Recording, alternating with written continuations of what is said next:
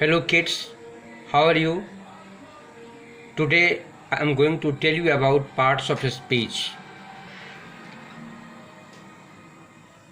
Words are divided into different kinds or classes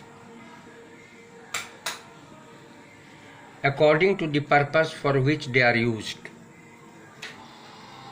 The different kinds of words are called parts of speech.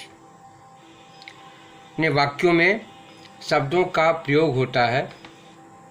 शब्द कुछ न कुछ कार्य करते हैं। उन कार्यों के आधार पर ने शब्दों को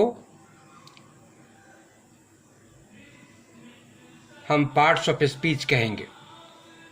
दे आर 8 इन नंबर। इनकी संख्या 8 है। First noun, second pronoun,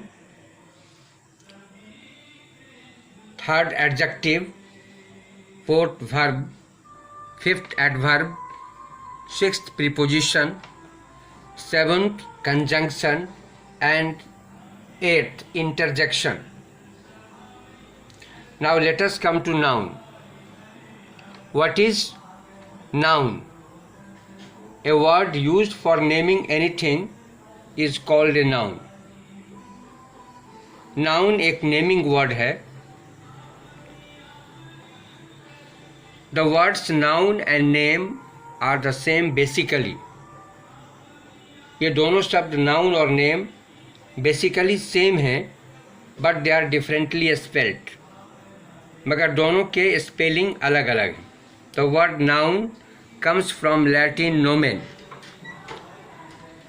noun शब्द लैटिन के नोमेन से निकला है, जिसका अर्थ नाम होता है। नाउन के कुछ उदाहरण: Akbar was a great king. यहाँ अकबर और किंग ये दोनों नाउन हैं। Kolkata is on the Hooghly river. इसमें भी दो नाउन का प्रयोग किया गया है, कोलकाता और Hooghly. The rose smells sweet. यहाँ भी रोज एक नाउन है। हिज करेज वोन हिम ऑनर।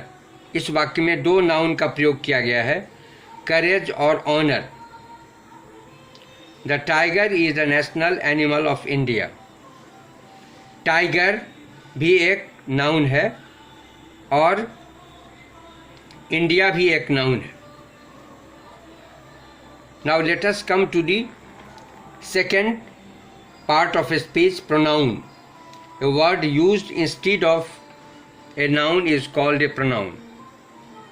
वह शब्द जो नाउन के स्थान पर यूज्ड होता हो उसे हम प्रोनाउन कहेंगे, या दो शब्दों के कॉम्बिनेशन से बना प्रो प्लस नाउन। एक उदाहरण से इसे स्पष्ट किया जा सकता है। John is absent because he is ill. Because he is ill, इसमें जो ही का प्रयोग किया गया है, यह जॉन जो एक नाउन है इसके बदले आया। नाउन के रिपीटेशन से हमें बचाता है pronoun. Now let us come to the third part of speech, adjective. An adjective is a word used to add something to the meaning of a noun. Adjective जो नाउन के meaning में कुछ add करे, अर्थात हम कह सकते हैं कि यह डिस्क्राइबिंग वर्ड है। An adjective describes something.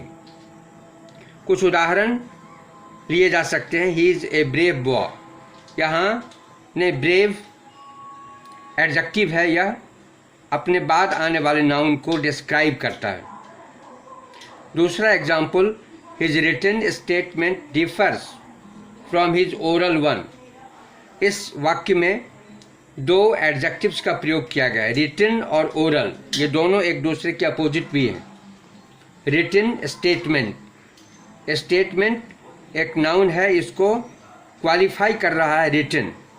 और ओरल वन, वन का प्रयोग ये स्टेटमेंट के बदले आया है, और ओरल है ना भी स्टेटमेंट को क्वालिफाई कर रहा है। तो ये दोनों एडजेक्टिव्स हो गए।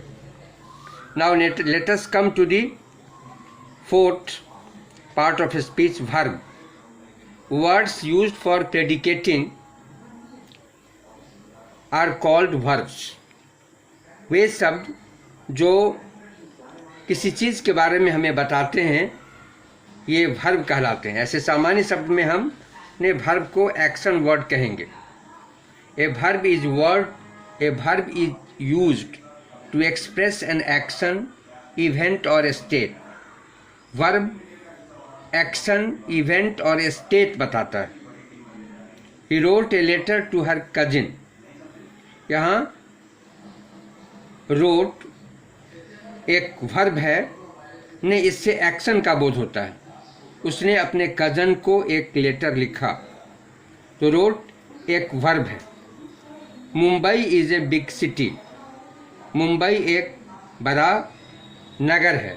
तो यह इसमें कोई एक्शन नहीं है मगर यह स्टेट को व्यक्त कर रहा है. इसे हम स्टेटिव वर्ब भी कहेंगे. इज है ना. रिमेनिंग 4 पार्ट्स ऑफ स्पीच हम अगले वीडियो में करेंगे. Thank you.